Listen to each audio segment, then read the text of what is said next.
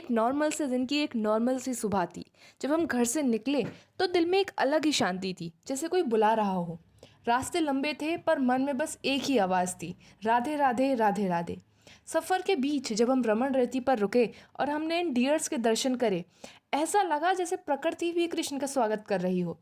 और फिर रमण रेती के इस मंदिर का अद्भुत माहौल जो था वो मेरे दिल को छू गया।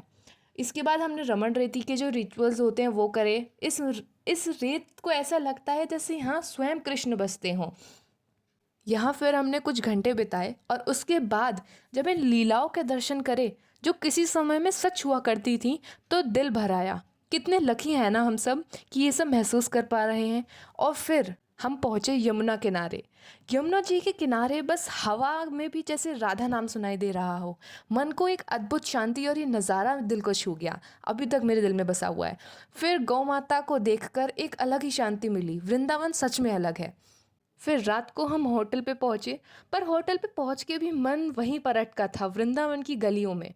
नेक्स्ट मॉर्निंग एक नई एनर्जी के साथ, एक नई भक्ति के साथ हम उठे और फिर तैयार होकर मन में बस एक ही ख्याल था कि आज दर्शन मिलेंगे। पर किसके? पूजनीय श्री प्रेमानंद महाराज जी के। इसके बाद हमारा प्लान था कि हम प्रेमानंद बाबा जी के दर्शन करेंगे। उसके बाद फिर हमने बांके बिहारी के, राधा वल्लभ जी, इन सब के दर्शन करे थे। बट भीड़ ही इतनी थी कि मैं कुछ भी क्लिप्स रिकॉर्ड नहीं कर पाई।